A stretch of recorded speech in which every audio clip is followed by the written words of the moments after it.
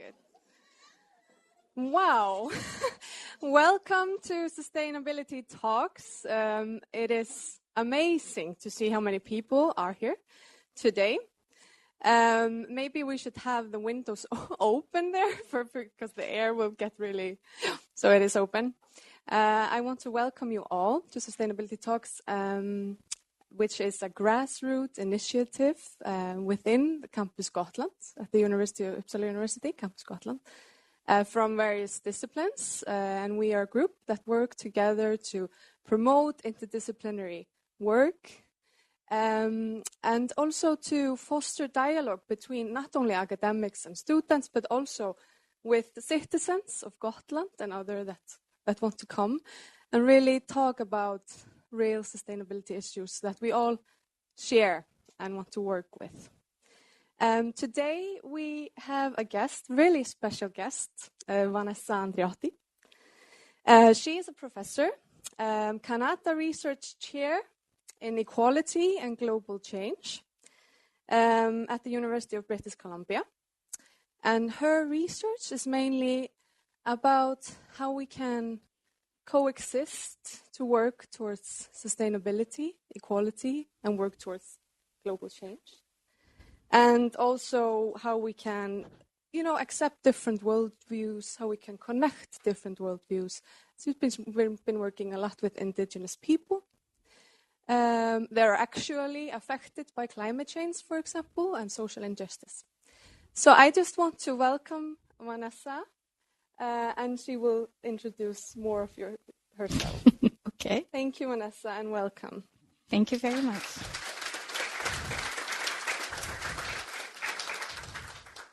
So thank you all for coming to this presentation. I'm just worried, it's not showing there or here. Is that... It's only there. Okay.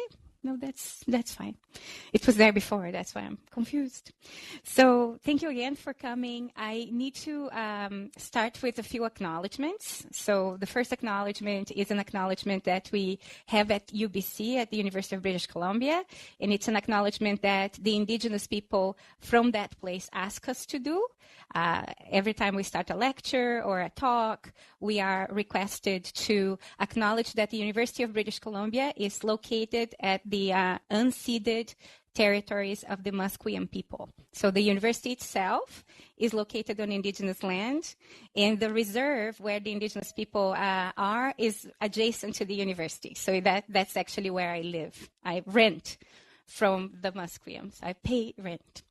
And the other acknowledgement comes from other indigenous people. These are the indigenous people where my family comes from. My family is, from my mom's side, Guarani, and from my dad's side, it's German. So the Guarani people ask us to start the lecture by recognizing the land, the planet, the waters, everything as a living metabolism, a living entity that we are part of.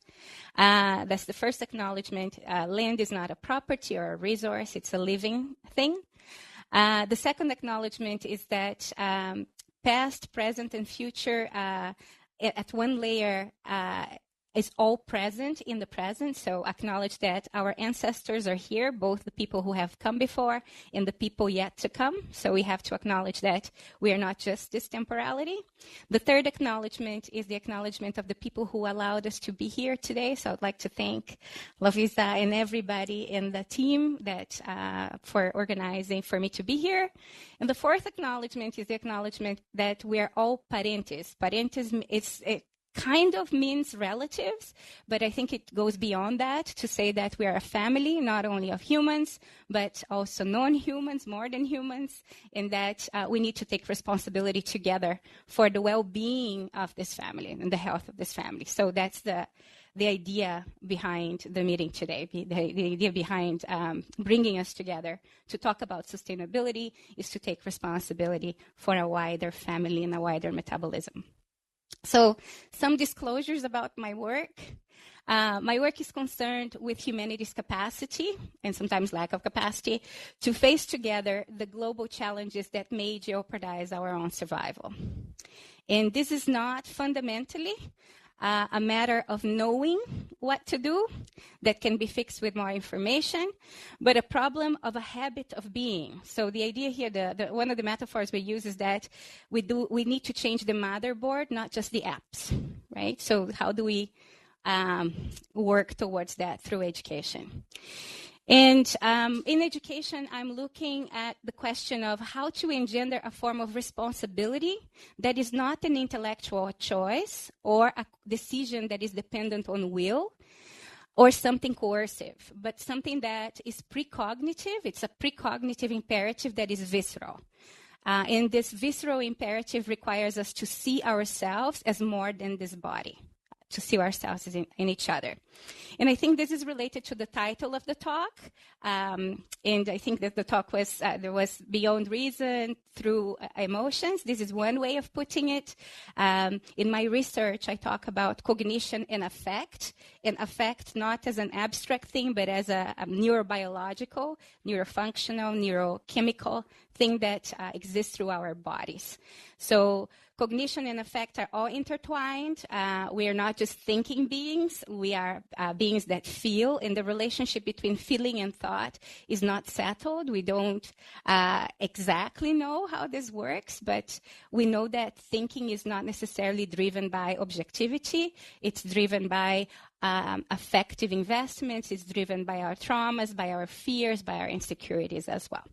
So my work in education is to try to figure out a way that we can work with all these things in a different way and open up possibilities that are viable, but unimaginable, unintelligible, or inarticulable in our current ways of thinking. So it's about opening up thinking so that more possibilities can emerge. And this happens in the context of globalization. So I think the globalization, it's important to contextualize how the working definition of globalization, how this working definition affects the work in education. So I conceptualize globalization as an intensification or as intensifications of geographic mobility, migration, interconnectivity, cultural hybridity, ecological vulnerability, technological acceleration, reconfiguration of socioeconomic and political power, especially the advancement of speculative capitalism, which is different from industrial capitalism, the allure and reach of consumer culture, and the knowledge production and information dissemination that is happening now at a pace that was unprecedented. That is unprecedented. Then this presents new global challenges, including the challenge of overconsumption, and I put an asterisk there to talk about consumption not just in terms of products and information and services, but also how we are tending now to see consumption or to experience consumption in terms of the consumption of experiences and relationships and people. So how we're tending to commodify life. Also thinking about overproduction of waste, climate change, the idea of a surplus labor force due to automation. So the idea that we have an excess labor force, or we're about to have an excess labor force that's going to create other problems. We have social polarization and volatility. We have wealth concentration happening at a pace that it has, in a way that it hasn't happened before. Economic instability and austerity, a global mental health crisis, and armed conflicts, and more. And this creates new opportunities for innovation and collaboration, of course. However, this still reproduces simplistic understanding. She can stay. That is fine. Aww. Do you want me to try? Okay. So do you want to come? Do you want to go? Let's see. Let's see if that's what you wanted. Okay. So she is the lecturer with me. So it creates new opportunities for innovation and collaboration. However, this still reproduces simplistic understandings of global problems and solutions, paternalistic engagements between dominant and marginalized populations, and ethnocentric views of justice, sustainability, and change. So a lot of my work in social innovation has been about these patterns, repeated patterns that reproduce these problems, and how difficult it is to interrupt these ways of thinking. Okay, Imaginaries of Change. So, one of the frameworks that we have to be able to get people to think about their theories of change and how these theories of change affect the possibilities they have in front of them in terms of how to move forward is this framework of 3 imaginaries of change. The first one is the imaginary of soft reform, where we change only the doing of things. So we change policies, we change practices, we change the attitude of individuals. And the hope here, and the sustainability hope too, is a hope for continuity. So in this imaginary, basically this is the mainstream imaginary within organizations, that the system is fine, it's going to be working fine. If we just tweak things, it's going to be okay. We've never been healthier, happier, and wealthier, and we just need to continue in this single story of progress, development, and human evolution. So from here, at the edge of this imaginary, there is a recognition of dominant ways of knowing. So here we recognize, oh, wait a minute, there's just a single story over there, one single forward. And we need to include more people. There are also power relations there that are uneven and that need to be transformed. So we have then the imaginary of radical reform. Radical reform, we want the same system, but we want a better system, a much more expansive system that has multiple perspectives, maybe different stories, more people, transformed power relations. You need to include and transform, right? So the next one is at this edge of this imaginary, there is the recognition there are dominant ways of being. That is not just knowing that is singular, but for example, when we try to include people, we generally expect them to speak our language, to make things intelligible for us, and often to agree on a single way forward. But there are perspectives that are unintelligible and unimaginable within this framework. Yes, you're going to eat my finger. So the next imaginary is an imaginary of that we call beyond reform. So here, it's a change of way of being and coexisting and hope for other systems, for adjacent possibilities. Adjacent possibilities are possibilities that are viable, but yet unintelligible. So most of my work now in research in social innovation is to try to create stories or to co-construct stories with communities working in the beyond reform imaginary, so that it becomes legible and intelligible for other people that there are other possibilities. Yes, so I have some funding from the Canadian Research Council for the Humanities and Social Sciences to look for the stories with communities. And what we are looking for in the beyond reform space are stories of initiatives, socio-ecological initiatives, that set horizons of hope beyond 3 out of the 5 criteria that you see there. So we are looking for communities that are setting horizons of hope beyond capitalism, socialism, and anarchism. Number 2, beyond nation states as the primary unit of social cohesion. 3, beyond anthropocentrism and separation, which is the separation between humans and nature. 4, between single stories and rationalities, be them these stories Western or non-Western. We're looking for communities that work with plurality of stories. And beyond people that see prosperity beyond individual social mobility and economic growth. So trying to expand the notion of prosperity. Right. So I'm going to show you 2 examples of that, and then I'm going to invite you to do an exercise which came from this project as a collective, so that you see, not just see, but experience what I'm talking about. Is that okay? Okay. So this is one of the examples of one of the communities that we work with. This is a Kichwa community from Peru, between Cusco and Pisac. And it's a center for education and well-being called Apu Chupacpata. Yes, there's another baby there. So here are just 4 of the principles. There are more principles, but it's just an illustration of what we're looking for. So number 1, the entire planet Earth, Pachamama, is my home and country. My country is my mother, and my mother knows no borders. So this is going beyond the idea of the nation state as a unit for social cohesion. So it's much more expansive than that. 2, we're all brothers and sisters, humans, rocks, plants, animals, and all others. This is beyond anthropocentrism, or the separation between humans and nature. 3, there's no complete knowledge. We all teach, learn, and keep changing. It's a path without an end. So this is beyond the idea of a single rationality. And 4, the world is changed through love, patience, enthusiasm, respect, courage, humility, and living life in balance, which comes from recognizing we are different manifestations of each other. So this one is to do with, I think, the whole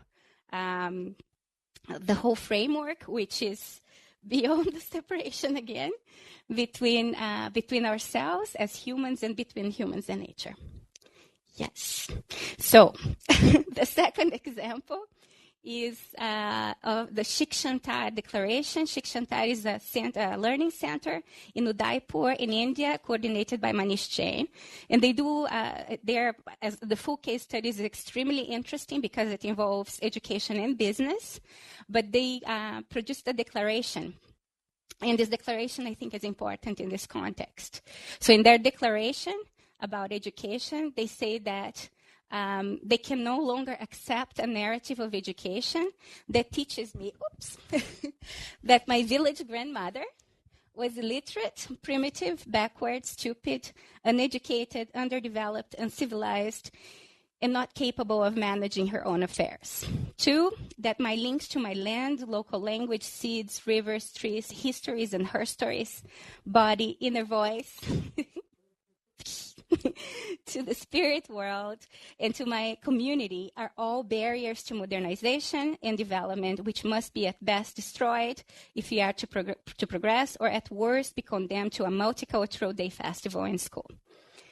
That physical work in the fields, in my home, and in my community is drudgery, and that the definition of happiness lies in drinking Coca-Cola, eating McDonald's, using fair and lovely face whitening creams, and chatting on Facebook. That I have to compete against others in my community and against peoples from other countries to survive, and that learning is a commodity, along with the air, water, land, food, and that knowledge is the property of individuals through copyright and patents. We got it. Let's try. You decide. Okay. If you want to come back, you can always come back. Yeah. It worked. Good. Oh, I have to put it back. Let's see if I can. Okay. So, from these examples, what we try to do, these are not the two examples are part of a collection of 20 case studies that we have that we're still constructing, that try to show people not that there are models out there, but that there are examples. And the examples are complex, they are contradictory, they fail, they have difficulties. And part of the invitation is to learn to talk about the necessity to take risks and to imagine the world very differently. So these examples remind us that it is possible to think and to be otherwise. So one of the things that we do with these examples, too, is to create pedagogical tools that we can use with people to be able to invite them to think beyond their dominant theories of change. So the next exercise I'm going to do with you is about that. So I'm going to show you a theory of change that came from these communities. It is not a normative theory of change. So this is not to say this is the theory of change you should adopt. This is their theory of change, and it's an evolving theory of change. A theory of change consists of a diagnosis and a proposition. So I'll start with the diagnosis with you. Then I'm going to invite you to do an exercise with it, to write for 3 minutes, free flow writing, and then to sit with your writing, and then to create a question starting with the phrase, I wonder. right? So we will have I'll show you the diagnosis. We have a space for you to write and to formulate your questions. Then I'm going to show you the proposition. And then we have another 5 minutes, a space for you to think about it and to write your questions. But it's important to locate this example within the examples that I've just shown you. Is that okay? My arm is... Okay. And this is an example that invites us to sit with our affective investments and to connect our affective investments with our cognitive investments. So one of the things I'm going to do to introduce the exercise is to ask you to locate in your body where when you feel the effect or the sensation of defensiveness, where does it sit in your body? So just stop for a bit and try to locate in the body where does defensiveness sit, right? Can you locate it? Okay, so from this location of defensiveness, try to connect with that feeling and think about how your body wants to manifest when you connect to that feeling. Think of a gesture or of a pose that you would want to do when you are in a defensive mode. And I'm not going to ask you to enact it. I'm going to ask you to imagine yourself enacting it, right? So think about what your body wants to do when you are defensive. Yeah? Now shake it off because I don't want you to be in there. Not now. The second affect, in affect, again, it's a neurobiological chemical thing that happens through the body, and it's contagious actually too. But the second one is confusion. Think about in your body where confusion sits. When you're confused, where does it feel? Where does it sit? And what kind of gesture or body enactment happens when you feel confused? What kind of thing your body wants to do? Imagine yourself doing that. And this is to remember that these things are interconnected. They're not, you don't just think with your head and everything else goes somewhere else and your body is just something that takes your head somewhere. It's actually there thinking with you and your head is feeling as well. So shake it off, shake confusion off. The next one is anxiety or angst. When you are the sensation that you need to move on or that something needs to happen that is not happening, see where it sits in your body, find the gesture, enact the gesture in your imagination, and then let it go. The next one is pause. We're going to go through 6 of them. This is number 4. Pause when you actually can lower your anxiety and you're not trying to push things forward or push back at things. You're just paused, just sitting with what you're feeling. Find where pause is in your body. Find the gesture that goes with it. Enact it in your mind and let it go. The next one is curiosity, where you are paying attention to what's in front of you and trying to dig deeper. Paying attention also to your own thoughts. So curiosity also sits in the body. Find curiosity, enact curiosity, and let it go.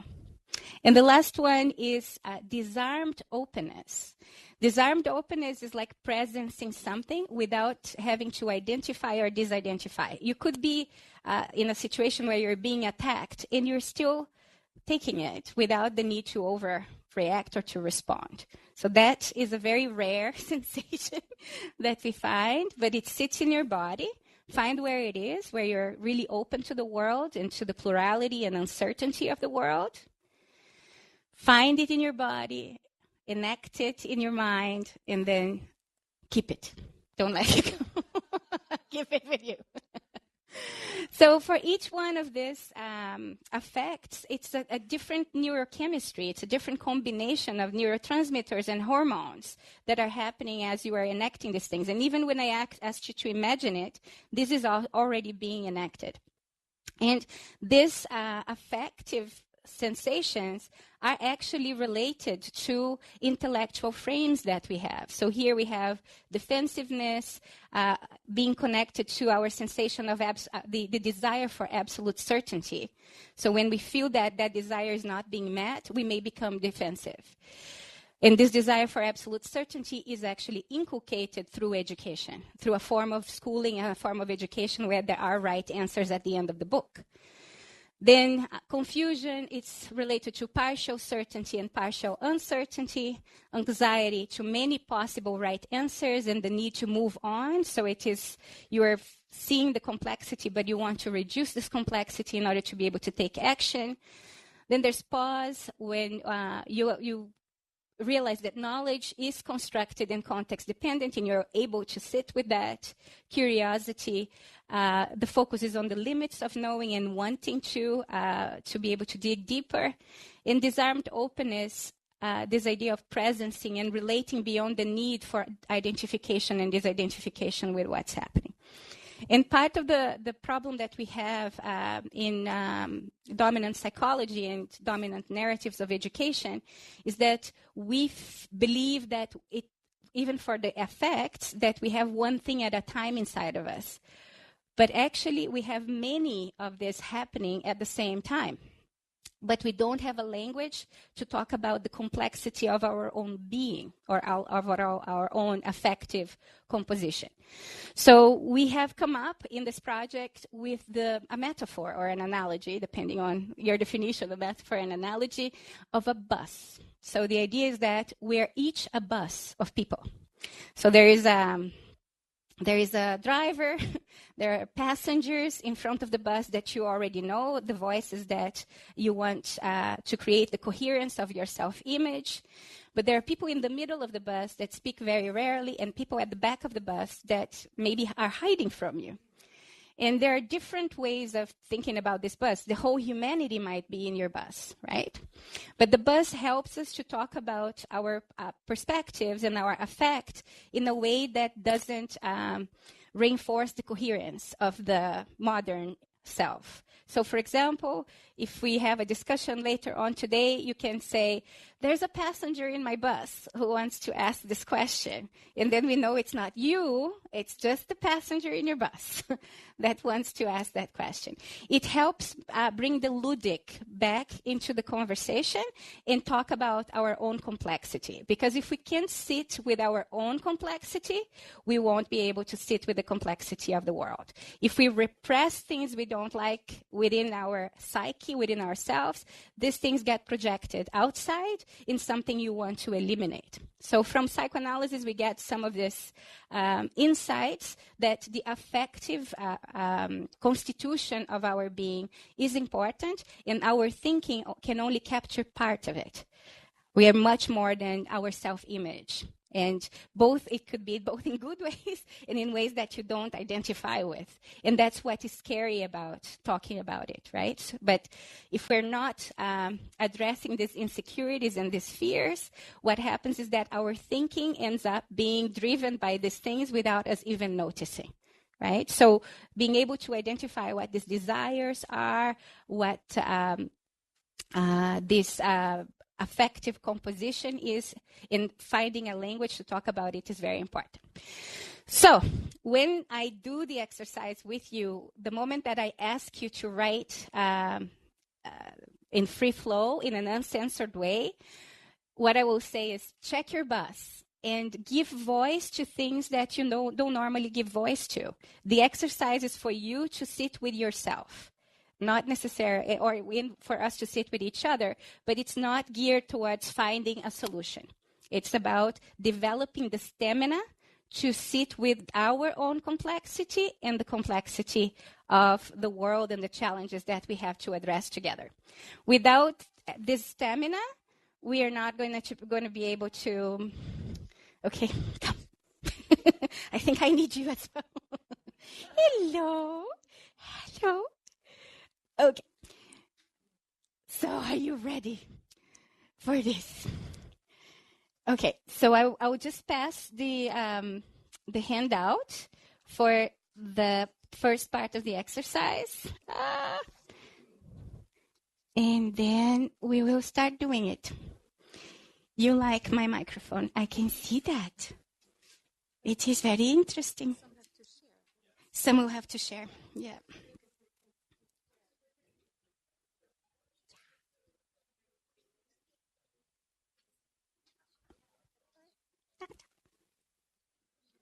Yeah, I know.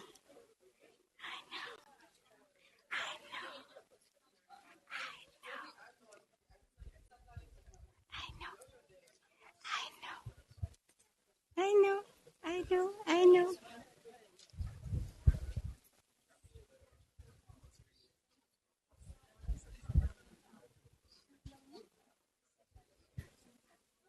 Yeah, I love you too. Okay, no worries.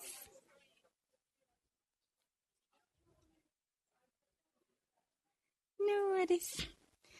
So you have access to it in a sharing mode.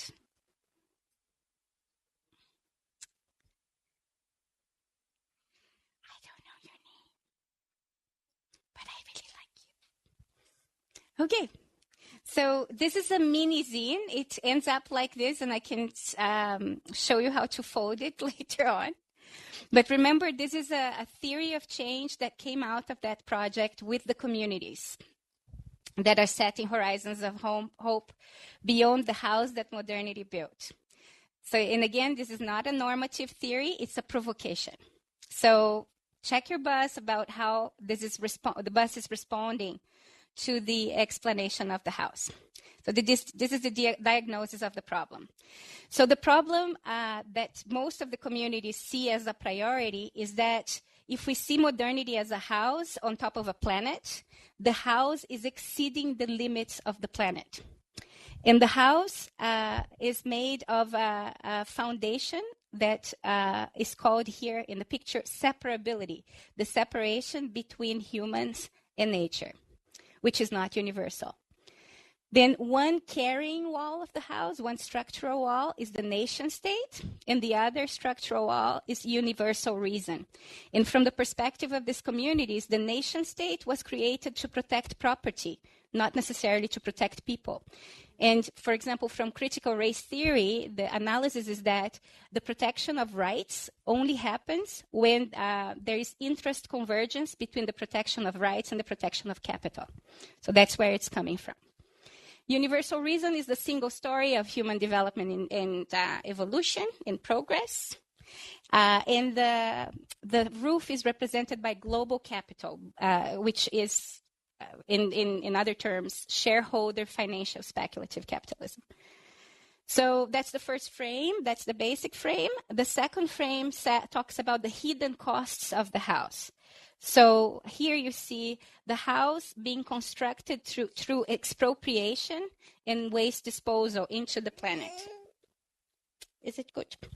So people who get caught between expropriation and waste disposal suffer destitution, dispossession, and genocide in the planet. So the house is subsidized and maintained by violence. So for us to have what we have today, there are costs that are being paid for by other people. Then there are the floors of the house. And here we played with the idea of the global north and the global south. And we changed it a little bit to talk about the north of the north at the top of the house. Then the north of the south, people who want to get to the north of the north, who want to climb the stairs. Then there's the south of the north, which is the basement of the house, and the south of the south. And here we have very different kinds of struggle. We talk about high-intensity struggle, so people who have to put their lives on the line to fight for an alternative way of being, like the Krenak people, indigenous people in Brazil, who are fighting the Vale do Rio Doce, which is a mining company that has killed a river in Brazil, the Rio Doce River. So the Rio Doce River is not just a river. The indigenous people say it's their relative, it's part of their family, and now their livelihood is completely compromised because of speculative capital, speculative international capital in Brazil. Although Vale is also owned by private property, it's also partly owned by the Brazilian government. So In this frame, the floors frame, we have a false promise of universal middle class. So the analysis here is that if everybody had the patterns of consumption that we have in lower middle class, in countries that are considered to be high-income countries, we would need at least 6 planets to survive. So it's impossible to have the same levels of consumption expended for the population of the world. However, we're selling this promise, and we're selling these desires, and we're selling these imaginaries because it's our interest. It's in our interest that it continues to be like that.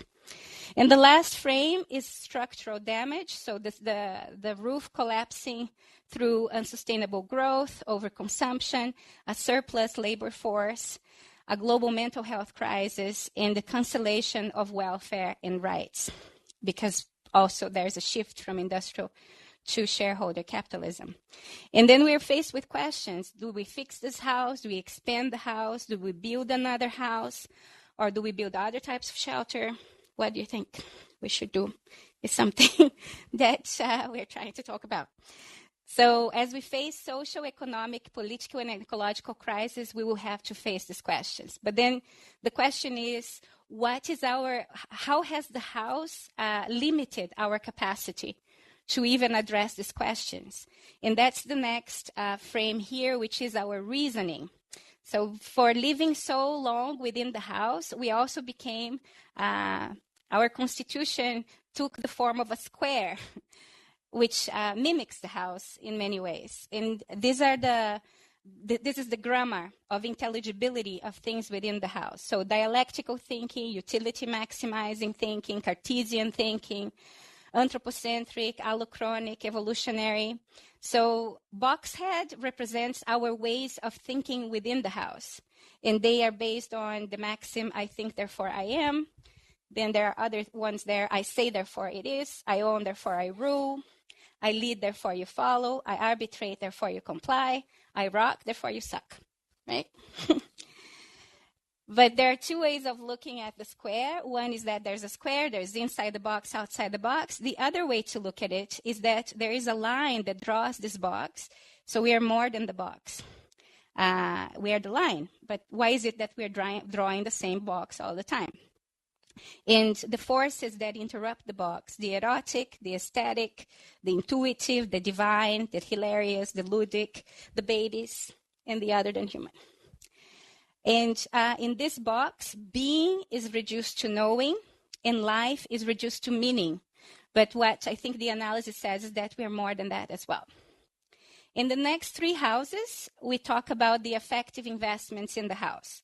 So you have the first one talking about harnessed fears. For example, the fear of scarcity becoming a desire for accumulation that then becomes an entitlement to property, a perceived entitlement to property. And this becomes an effective feedback loop, where when we are discussing things about sustainability, for example, if we don't break this feedback loop, what is possible for us to talk about becomes very restricted, very limited, because we're not addressing the desires of the people, right? So we have to package what we say so that these desires are confirmed and validated. For us to be able to break these desires, it's another form of process and another form of education that we need.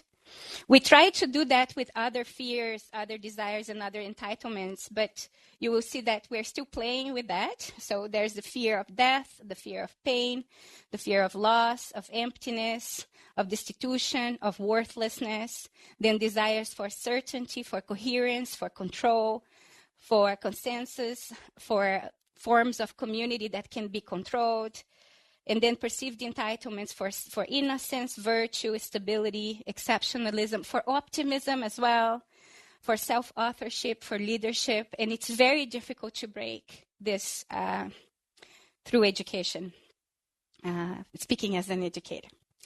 So one of the things that we're doing as well is working with neuroscientists in my university, in a very speculative way. So what we say here is metaphorical about what does it mean in terms of our neurobiology. So thinking about, for example, there are cultures that have the sense of relatedness to nature, right?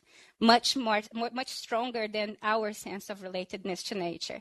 And we are speculating if this is related to the production of serotonin in the biomass. So in a way, speculatively, we could say that the house may create a serotogenic deficiency in us to feel related to each other. And then the house gives us another package of feeling good, which is related to dopamine. You know, the likes on Facebook, oxytocin, the feeling that you need to be validated by a community. Oxytocin is also what I'm feeling with the baby here right now, which is the sourcing of this oxytocin is the baby, but it's not coded in a way that is based on consumption, right? But mostly when the oxytocin is coded based on consumption, we are consuming relationships in order to get something out of it, rather than a relationship that is between two beings that are connected in a very different way. And there's also endorphins. Endorphins is pain relief that work like opioids, right?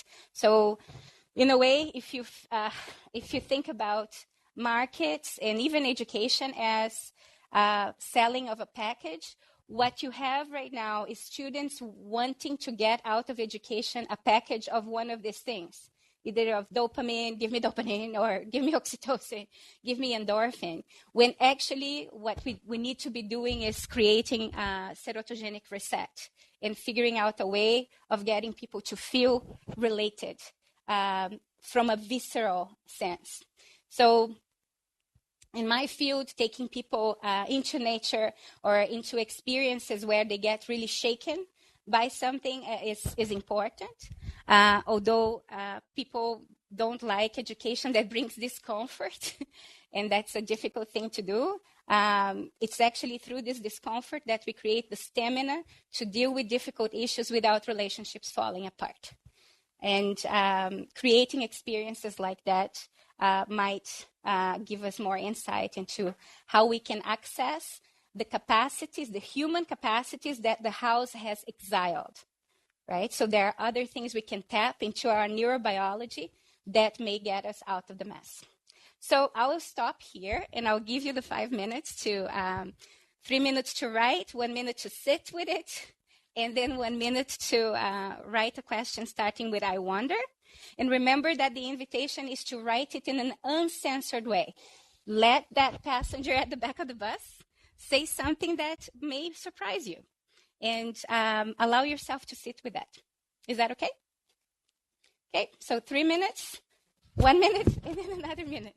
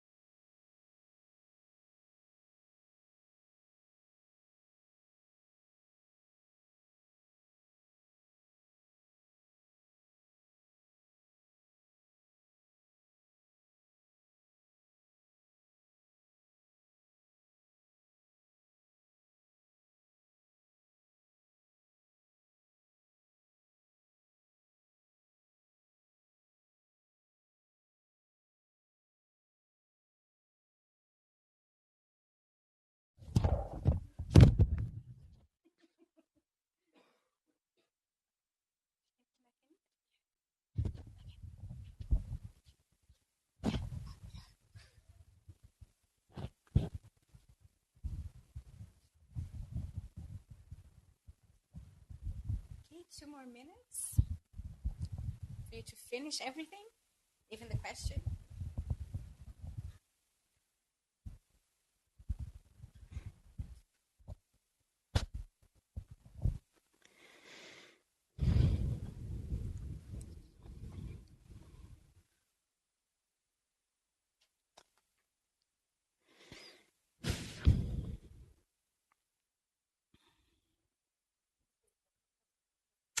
It's a question starting with the phrase, I wonder. I wonder, da-da-da-da-da, after you sit with whatever came up as a response to the exercise. There's a shorter second part of the exercise that I'll do in a minute, and then we'll open up for questions, and then you can talk about the questions. You can ask the questions. And you can choose if the question is for your own bus, for my bus, or for our bus here. Or you can just express the question without it needing an answer.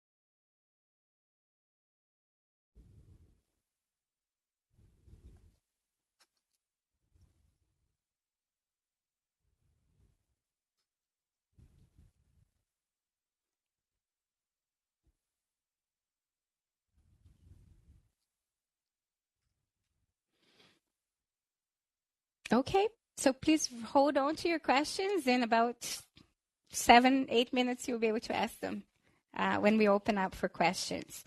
I'll just do the second part of the exercise. So this was the diagnosis. This is the proposition that is coming out of this project, of the work with the community. So I'll ask somebody to give this away. And I think this one, there is one per person. It's much more than the other one. Somehow it got unbalanced.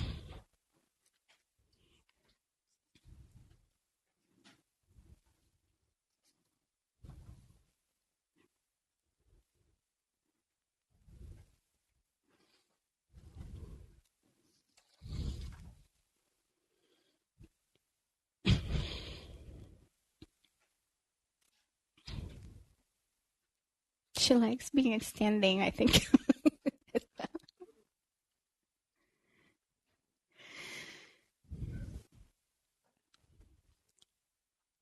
Okay, so these two things together are a theory of change, a diagnosis and a proposition. And remember, this is not a theory of change that is normative. It's the theory of change that is provocative. So in the proposition here, we change the metaphor from the house to the metaphor of mycelium and mushrooms. So mycelium is the biomass where mushrooms are the fruit of. So the idea is that if the mycelium is not healthy, there's no mushroom. So here in the theory of change, ecological and economic justice are the result of healthy mycelium, which is under or on the surface of the earth. So mycelium then is represented by cognitive justice, affective justice, and relational justice. So from this community's perspective, if we don't have cognitive justice, relational justice, and affective justice, we cannot have economic and ecological justice as a result of these things. So cognitive justice is about the encounter of knowledges and ignorances. So understanding that every knowledge is an ignorance of other knowledges. It's all social constructions, all human constructions.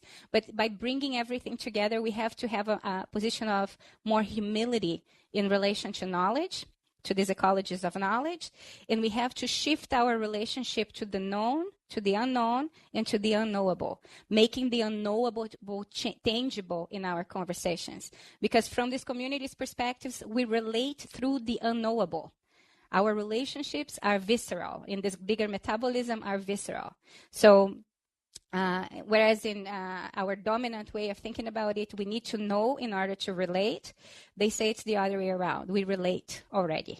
And we just need to be able to sit with that relationship and take responsibility for that relationship in order to be able to build our ways forward collectively. Affective justice is about accessing the exiled capacities we have to be able to process our fears, our traumas, of our insecurities in ways that make them generative.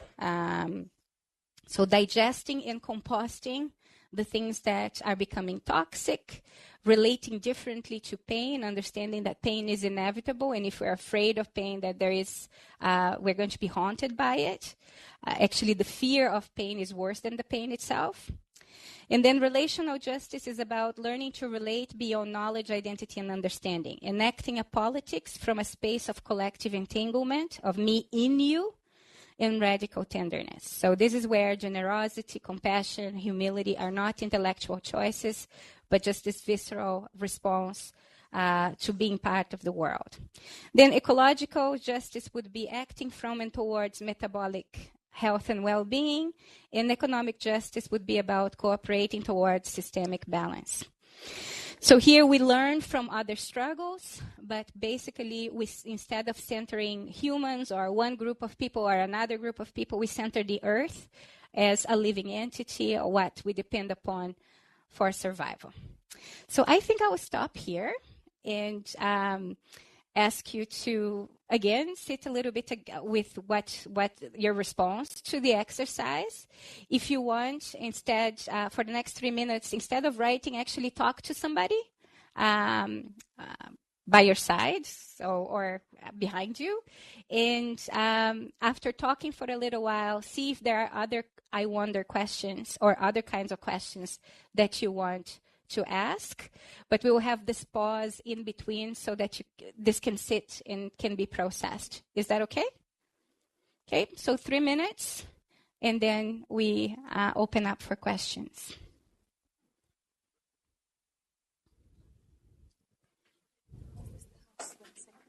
Yeah, this is the house.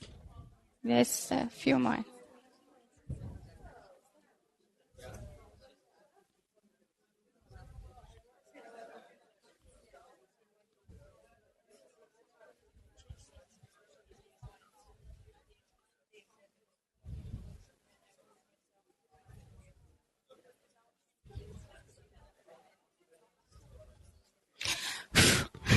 I know.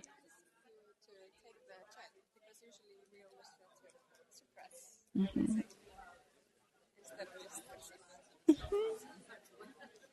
It's lovely that we have the baby too. I think it's important, actually. Babies and elders need to be part of this. And she calmed down. That's interesting too, right? Because it could be that I would pick her up and then she would go, ah. She was with us.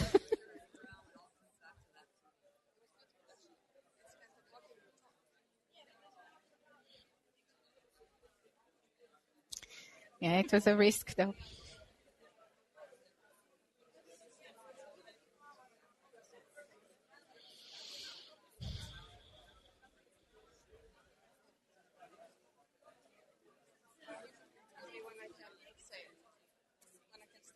Okay, let's give them some time.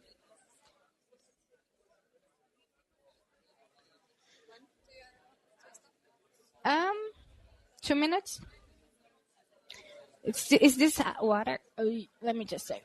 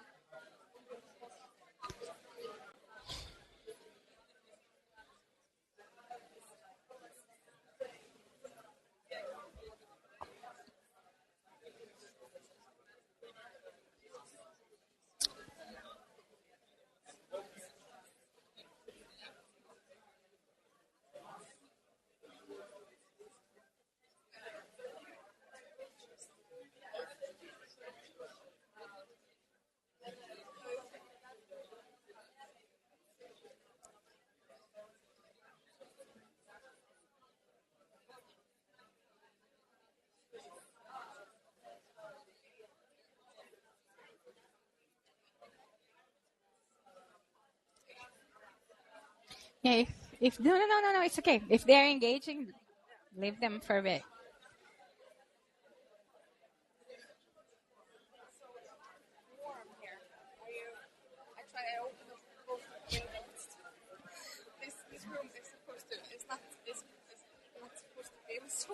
For so many people, I know how many people are there.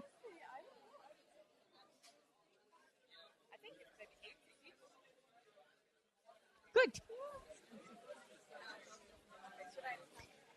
I think if you want to, yeah.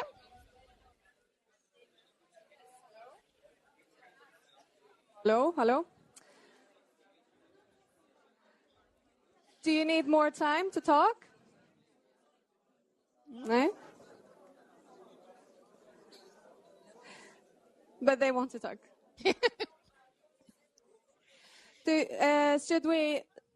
Should we try to gather our thoughts now? In feelings. Yes.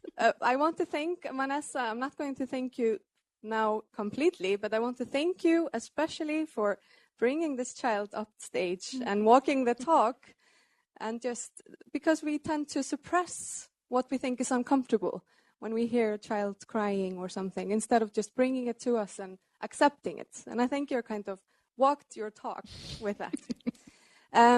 But now we will open up for questions to Vanessa. Both the I wonder question, if you want to share that, but also for general questions that you are thinking about in relation to your work or your life in general.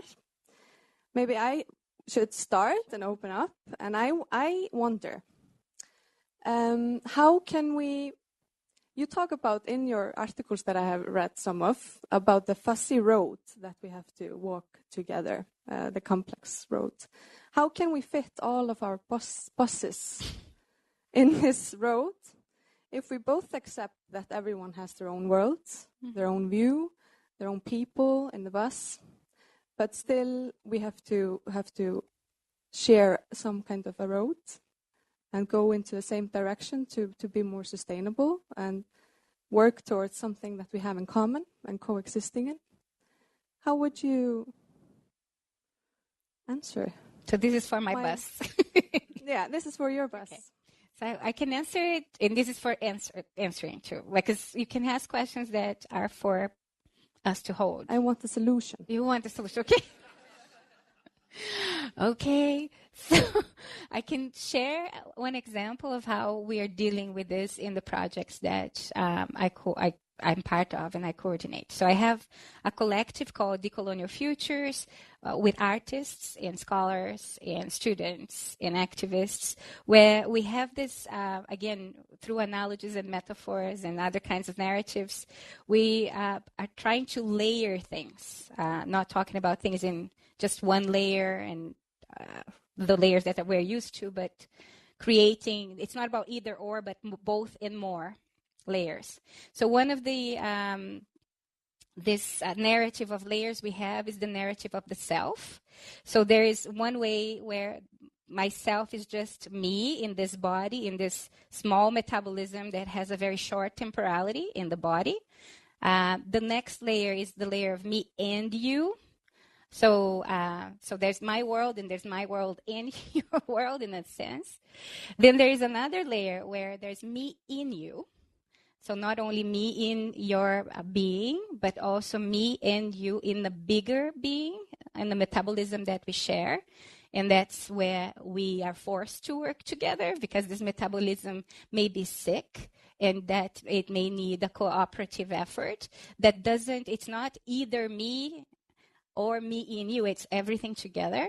And there's another layer yet, which is neither me nor you, right? There's a self beyond time and form that sometimes religion has words to describe, but we are not going into codified ways of looking at that. But there's an unknowable layer where there's still a me and you, and me in you, and then us beyond time and form. And this all happens together. We have, in modern society, we have words for the first layer, me, and the second layer, me and you, the social. But we don't necessarily have many words for the metabolic layer of us as part of a bigger planet, the me in you layer. And the layer, then the other layer of unknowability is also a difficult one, because religion and faith may have some words, but we lack a vocabulary beyond religion and faith to talk about a temporality of ourselves that is bigger than the temporality of this body, or of what we understand to be civilization, of culture, or even of humanity. So figuring out how to find languages that are not over-codifying for this is important, so that we can bring this in more tangible ways to what we're doing.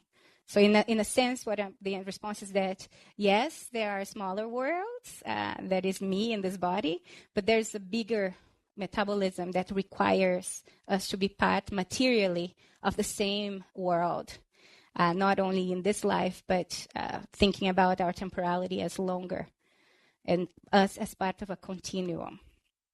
So maybe by us understanding our contextualization in this point, in time and space, and these neurobiological restrictions, but also thinking and imaginative restrictions, we might be able to find ways of tapping these other layers and find ways to work together without having to agree with each other, and without forcing people to want the same thing.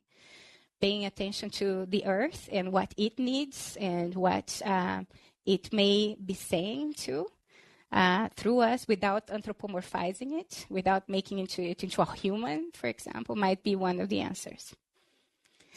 Thank you. Questions?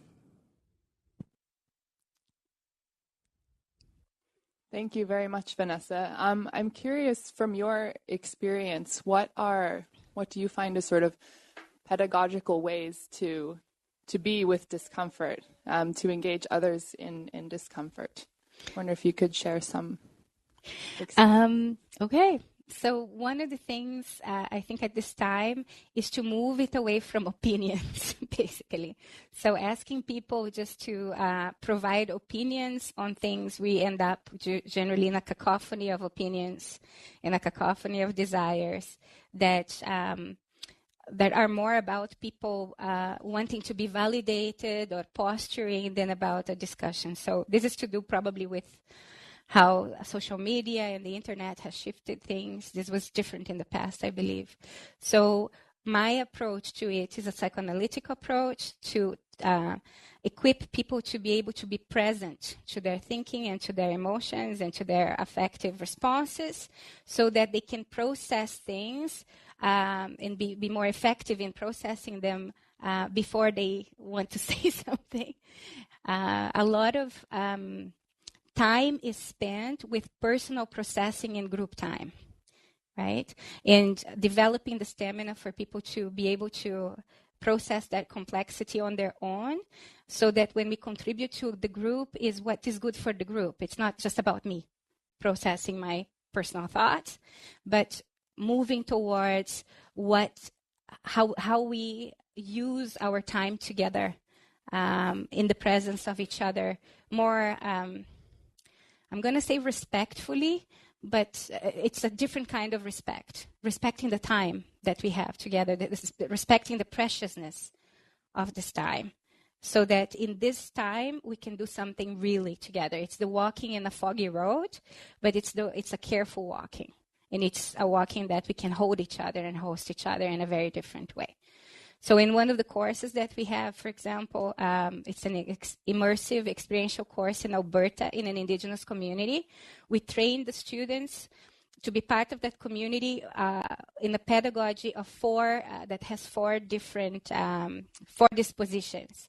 The first one is the idea of now I forgot what the word we use, but it's observing yourself, observe. Like in stopping the intellectualization of everything. So they're going to enter a community that is preparing a ceremony, a summer ceremony, and they are there to witness. So they need to observe themselves observe. The second principle is resonance, is to get your body to be part of the space, So instead of stopping and just, again, intellectualizing everything, they need to be ready to use the whole reason with the whole body, with the community. The next thing is release, to allow the processing of emotions to happen in not, then this is from the community's perspective, that we process, the way we process emotion in mainstream society is always through words.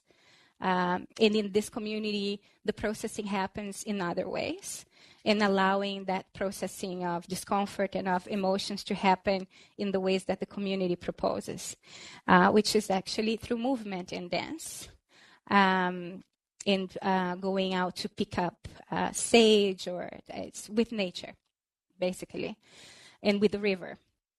And then the last one is balance, learning to translate between this over-rationalized, over-codified world and a world that cannot be codified, and that needs to be experienced before we can even make sense of anything. And that making sense in brackets. So what, not this community, another community, Aboriginal community in Australia, working with us in another project, what they say is that we have 99 senses, which means we have more than 99 actually in their language. And we have been conditioned to think there are only 5. But making sense is one of the senses. And it's a sense that over-codifies the other senses to a point where in modern society we can only feel now sense what makes sense, what can be codified in meaning and language. And that becomes a problem. Because then that numbs and severs the other senses. And one of the senses that it cuts is the sense that we are intrinsically and endemically or inevitably connected to each other. Right? So the idea is that what they say to us is that don't talk about reconnecting, because we've never been disconnected. What was disconnected is our sense of connection. So talk about reactivating the sense of connection rather than reconnecting. We are connected in ways that are generative and degenerative. And it's important that we sit with both. Because then when we talk about let's connect with each other, people think about smelling the flowers. Right? Let's connect with the whale. Let's connect with the earth. But then nobody's thinking about, let's also remember that we are connected to the weapon that is killing the whale, right? To the thing that is destroying the whale's habitat and driving some to extinction. We have to be able to sit with both the ways we are complicit in harm and violence, and systemically, and the ways that we have this enormous capacity, right, to be integral to each other and to bring well-being together. So you have to have a balance there too. In response to your question, when we bring discomfort, it's always important to bring. It's not hope in the sense of hope for continuity or happiness or optimism. No, it is a visceral sense that it's possible. We are together in this. It's one big boat. And we are capable of doing more than what we've been doing and what we think is possible. There is the sense of working with the impossibilities in joyful ways, finding other ways of joy, even in the sense of going deeper, right? Dealing with difficult issues with joy and generosity and compassion and humility and making it like using the hilarious to lighten up. Neurobiologically, this is also very important, because if you make it super serious and super challenging, people feel overwhelmed and then they shut down. More questions?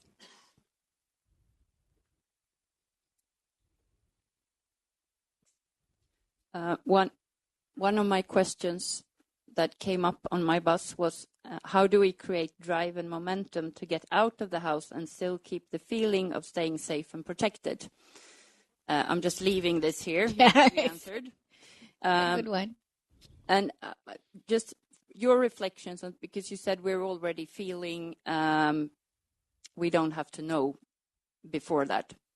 But that in connection with the other thing you said, the fear of pain is worse than the pain itself. I think transforming yourself to actually going through the pain, and then you have to do something with the pain, maybe do something actively to actually handle the pain. Can you reason a bit about how does that, I mean, because there are a lot of things in this, especially the mushroom map. Well, please. Yeah, that are beyond what we have been talking about normally. So the insight about the pain actually happened, maybe the story of it might be useful. It happened when a young person that I was working with expressed, because of a suicide in the high school, expressed that there was a pain that was, and I asked, what kind of pain? She expressed it and articulated it as a phantom limb pain, right? That there was a pain she was feeling and sensing that she didn't want to feel and sense. She said, I want it to go away. But the problem is that if you go to the psychiatrist or the teachers or the adults, you get told that you shouldn't be feeling any pain. You're fine, right?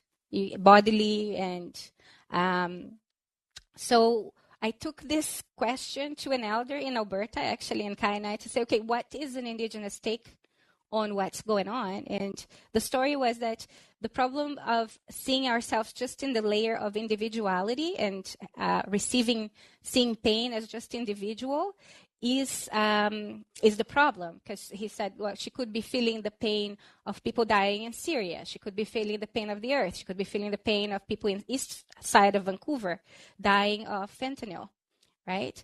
And she, in her body, in his perspective, feels that already. So we are feeling all these things, but is incapable of numbing it. So I took it back to her and I said, would that story help? She said, it helps because it shows that the teachers are trying to numb us and the doctors too. But she said, it doesn't help deal with the pain. So I went back to Keith, the elder in Kaina. I said, so, okay, what do we do? And he said, it's a sensorial problem too, because individual hearts cannot deal with collective pain. You have to collectivize the heart. So he said the same way that we can hear near or far, we can project the sensorial side of the heart inwards or outwards. But we have forgotten how to do that. And when we collectivize our hearts, collective pain doesn't haunt us, doesn't overwhelm us.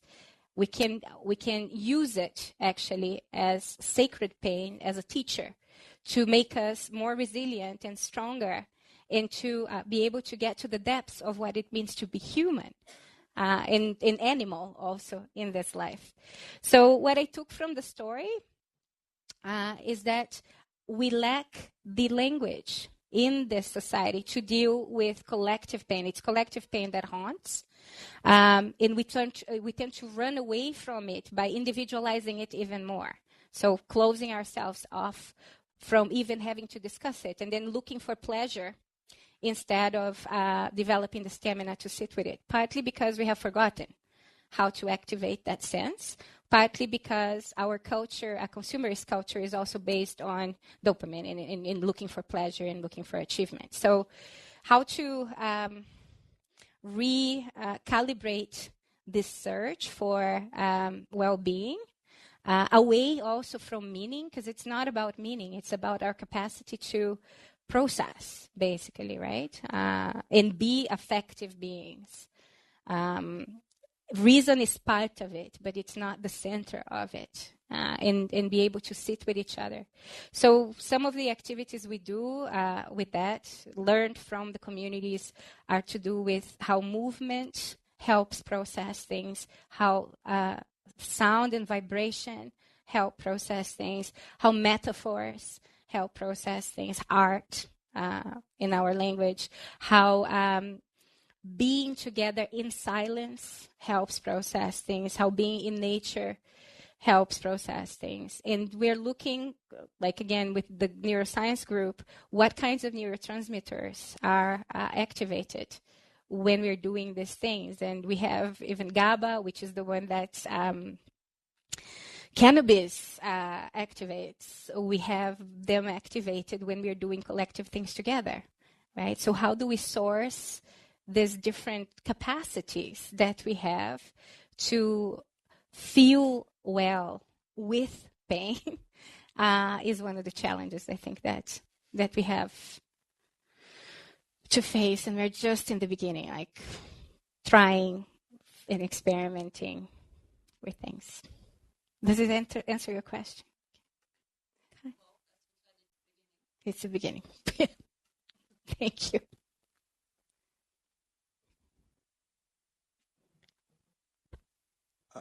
Thanks, Vanessa. This question arises from the very first slide, which spoke about your topic, which is based on emotion. So I wonder how we can influence hearts and minds when we live in a world where political aisles dictates me and you values, and trust is way above truth or facts. So how could we deal with it in this scenario? I think the question also comes from like more the ways that we have dealt with it were ways that were planned and kind of engineered to deal with it. I think we will have to deal with it as it comes in a certain way. So thinking about the situation in Brazil, for example, right now, of extreme polarization, and then paving the way for a government that is openly racist, homophobic, pro-torture, pro-violence, basically, right? And seeing families really being torn apart. But also some families like mine figuring out a way, because there was a point where it was not about discussing politics anymore. It was about keeping the family together. So it reached that point, and it was interesting because once that point was reached, things were calibrated, right? And although people had their different opinions and that played out in the bigger arena, I think not only my family and other families are here, we found another way through the struggle, through the pain of the struggle too. But we had to reach that point where it really either would break us in irreparable ways, and I'm sure several families broke, or else. And the or else is the possibility of something new coming up that was not before predicted or conceivable, right? So I think it is in that crack, in that rupture, that we'll find it too. But it's also important to be thinking about it and learning from the ruptures that have happened in the families that didn't survive this, so that we'd make different mistakes in the future, not the same ones, right? Yeah. Thank you very much. This is most fascinating. You mentioned something about mindful of the ways in which we express things and how things are structured, the languages that that we have foisted upon ourselves, essentially, in our cultures and so on. And in many ways, if you explore where they came from, you'll find some of these same answers you're describing. For example, the word emotion comes out of the e motare, the Latin e motare, which basically means through movement. Motare is to move, and e is out from or through, and so on. So things are there. So how we define things and how we see things is so crucial. Two other things came to mind that I was thinking about, wondering about. One of them is that we need to distinguish between problems and predicaments. Because problems can be solved, but predicaments can only be better managed. And when we're talking about things like, for example, all the big isms of sexism, racism, et cetera, we're never going to eliminate racism from the world. It's just not going to happen. But we sure as hell can do a better job of working people through it and helping people do it. And the last thing I think fits really with what you were just describing, and that is there's a work that I use a lot by a theologian from New York called Finite and Infinite Games.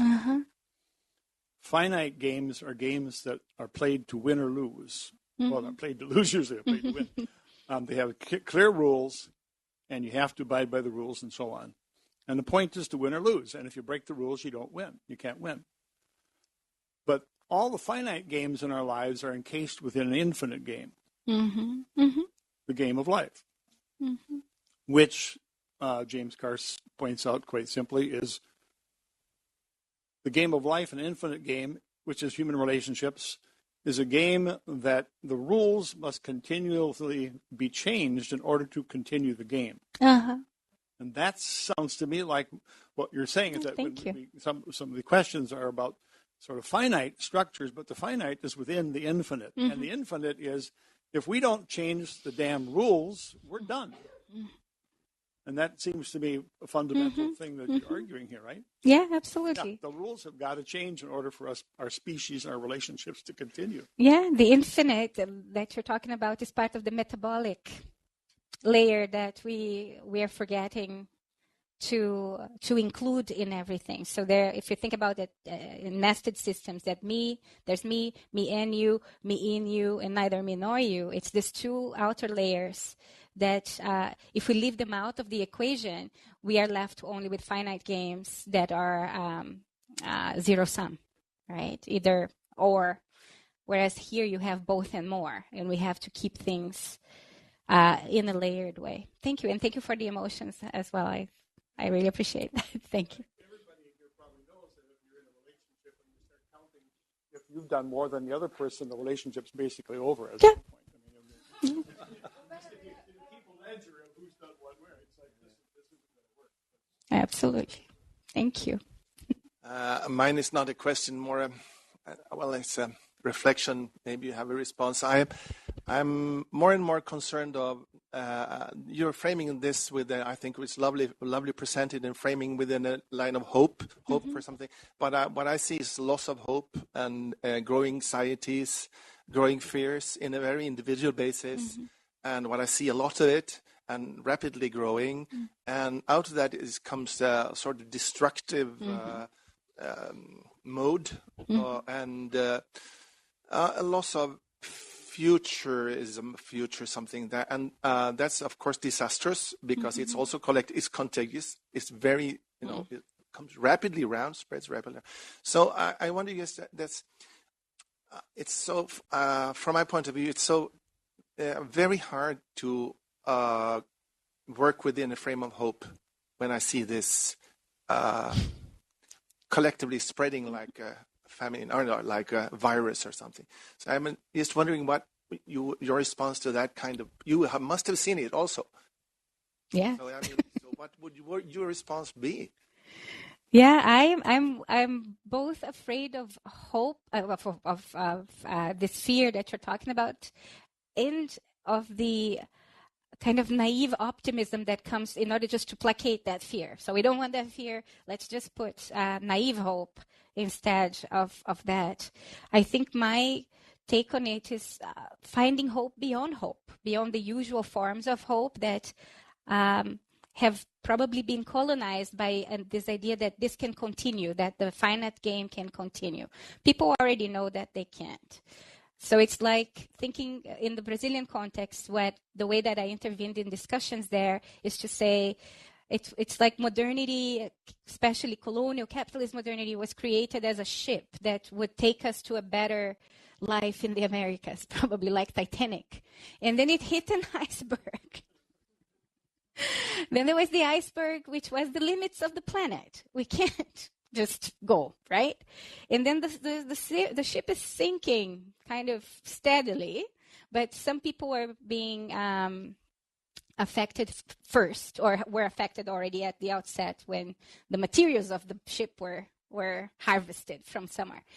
So in Brazil, we have this proverb that says that in a situation of a flood, that the water is coming. It's only when the water reaches your bum or your hip. I say the hip because it's only when the water reaches here that you can swim. Before that, you can't swim. So we can only necessarily be different when it's the time to be different, to have a different way of being. But anyway, in Brazil, there's the ship, there's the sinking ship, but in the part of the ship that is Brazil, there were two candidates. One candidate was saying, okay, the boat is tilting, let's just move to the other side and see if we can. But then he denied that the boat, whole thing is sinking, right? He's saying, okay, that will be fine. The other one said the boat is sinking and we should get the dead weight of the living bodies of people who are not worthy and throw it outside, right? So that the deserving people can climb up and keep going up to where the higher decks are. And they're still playing the fiddle in the higher decks, like in the film.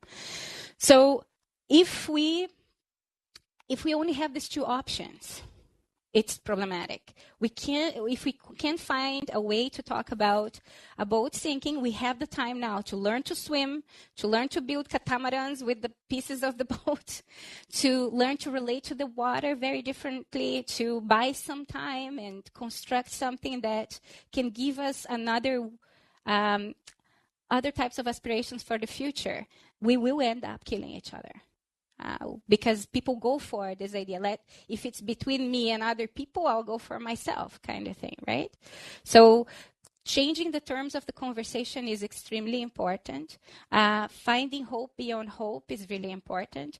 I was just in a conference on futurities in France, where they put futurists together with artists, together with, I think I was in part of the critical people, and they were talking about 4 types of future. Future that continues what we have today, and it's only for a few. Future where it's balanced, where we can fix a few things, but we keep the same structure.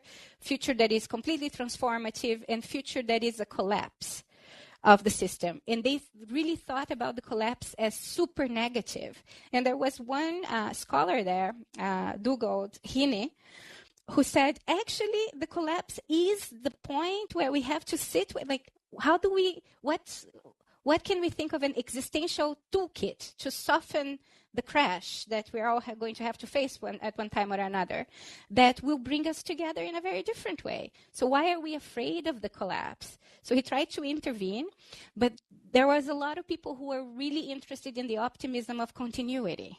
So there was a clash there where we didn't have the time to sit with, okay, what if this collapses? And what if we can address this together? What if something needs to go, something needs to die, so that something else that is potentially wiser can come out of it, right? And this is already collapsing for a lot of people. It's just the timing of it reaching here, right? So what can we learn from the people that have been swimming already in the flood? And it's not about learning a model of swimming. It's learning through example and remembering that we can swim. We have swum before. Our ancestors have swum before, and we will be able to do it. But we need to figure out a way of expanding this notion of family, not to protect just our own, but by seeing that the whole metabolism is what we need to protect, not just the human family, but everything else, each other in the sense of each other kind of thing. So moving hope beyond the hope for continuity and hope beyond the hope for the keeping of our comforts, I think is super important. Thank you for the question. Thank you, Vanessa. I think it's now we are kind of running out of time, and we have said some really interesting things. You have inspired us, but I want to just wrap up with one more question, and I just want a really short reflection. Sure. What can we do here in this room, according to you, that are not in the struggle yet? Because you talk about that you have to kind of be in the struggle to act. To be differently, to really change the habit of being, to change the motherboard, you have to feel the real need. And you cannot have another choice. But if the water is kind of at your ankle and at your knee, back to the same metaphor, you can create apps that point to the need of changing the structure. So the activities that you have here through the ESD Center or interdisciplinarily in relation to sustainability would be about not running away from the hard questions, not running away from the difficult issues, not buying a notion of cheap hope or shallow hope. We talk about, in my group, the need for digging deeper and relating wider. So keeping this intentionality for always going to the hard places and the uncomfortable places, but also relating wider in the sense of finding different forms of joy. But there's also, we were challenged on this too, and they said, the person who challenged said, we also need to relate deeper and dig wider. So there's that side of things as well, in terms of expanding possibilities and experimenting with things, not being afraid of failure and learning from this failure so that you can make only different mistakes, and keeping a sense of resilience in the community that doesn't depend on this self-celebratory, self-congratulatory, let's tap our own backs, but keep in focus the horizon that where we want to go is going to be painful. But we can also relate to this pain very differently, and it's also going to be joyful, and we need that joy because that joy has been taken away from our lives because of the investments we have been made to make, right? So we need each other. We're all insufficient and indispensable in this, and I think that's the message. Wow, thank you. Okay.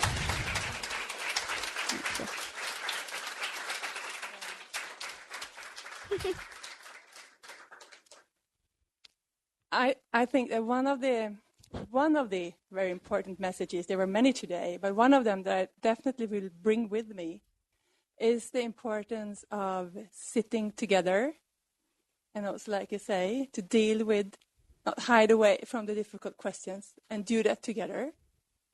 And I would like to thank all of you for coming here today. I know you made an effort to come in the Friday afternoon and sit together with us. It's been lovely to have you here at the university. I hope you will come back during the spring, where we'll have new other things coming up. We will get back to you on email and so on. So thank you all for coming. And of course, thanks to Vanessa for, hosting this thinking with us here this afternoon. It's been absolutely amazing to have you here as a guest. Thank you. Thank you so Thank you much for hosting me. Thank you. Okay. Gotland. Okay. Thank you.